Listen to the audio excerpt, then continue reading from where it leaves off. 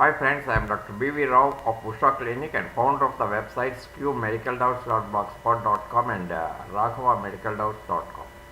Through these videos, I am providing the basic knowledge about the commonly occurring diseases, treatment and surgery details when necessary for the medical knowledge to general people and for reference to medicos.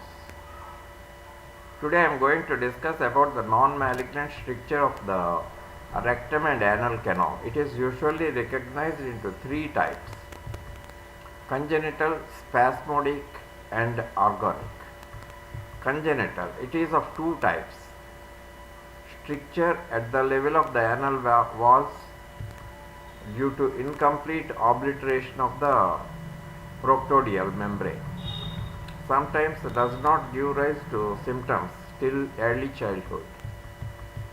The other is patients who have had operation for imperforate anus in infancy may require periodic anorectal dilatation. Spasmodic, it is again of two types. Anal fissure causes a spasm of the internal sphincter which in time becomes fibrotic. Rarely a spasmodic stricture accompanies secondary megacolon. Organic, it is of 7 types. Post-operative stricture sometimes follows hemorrhoidectomy performed incorrectly and also occurs after sleeve resection of a portion of the rectum for a neoplasm. Irradiation stricture, it is an aftermath of irradiation proctitis. Senile anal stenosis, a condition of internal chronic internal sphincter contraction, is sometimes seen in the aged. Increasing constipation is present with pronounced staining at stool. Fecal impaction is liable to occur. The muscle is rigid and feels like a tight umbrella ring. There is no evidence of fissure in ano. The treatment is the internal sphincterotomy with skin grafting of the bare area thus exposed. Lymphogranuloma inguinal. This is the most frequent cause of the tubular inflammatory stricture of the rectum and majority are women. FREI'S reaction is usually positive. It is usually common in Negro races. May be accompanied by elephantiasis of the labia majora. Ulcerative colitis. Stricture of the rectum also complicates the ulcerative proctocolitis. Here the stricture is annular and often more than one are present.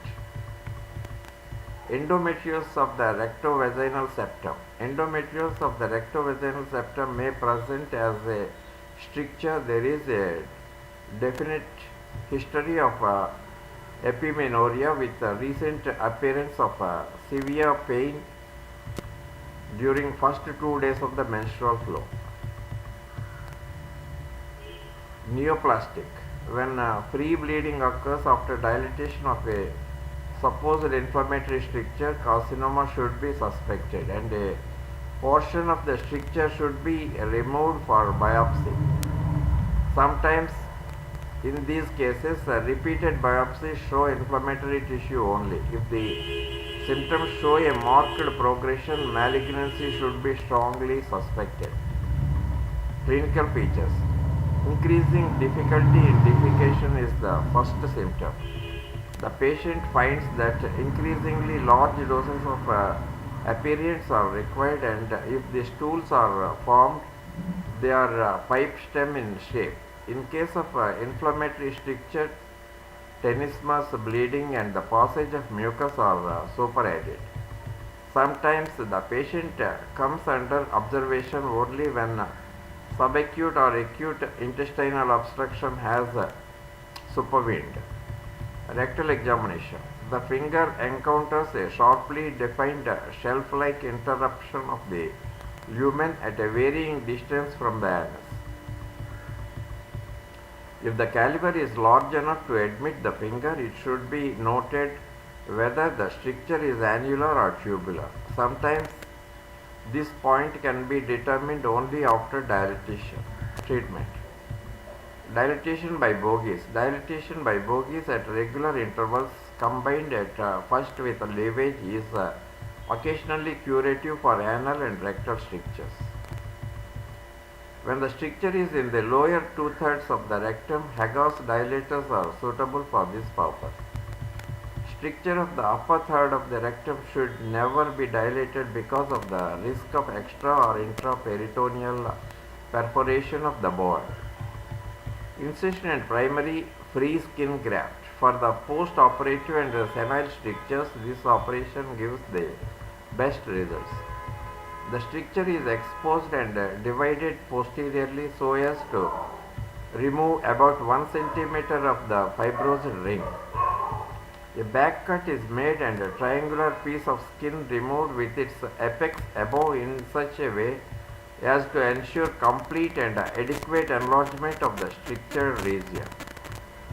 A split skin graft is taken from the inner side of the thigh, laid firmly into the defect and sutured in position and renewed on about fourth day when the bowels are allowed to act.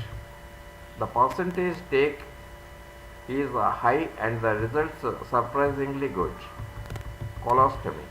When a stricture is situated in the upper third of the rectum or causing intestinal obstruction or complicated by fistula in ano, colostomy must be undertaken. In selected cases, this can be followed by restorative resection of the stricture bearing area. If this step is anticipated, the colostomy is placed in the transverse colon. Excision of the rectum. Excision of the rectum is required in some resistant cases due to lymphogranuloma inguinal, especially when the associated proctitis persists in spite of general treatment. That's all about the non-malignant stricture of the rectum and anal canal, and in the next video I will discuss about some other disease. Thank you.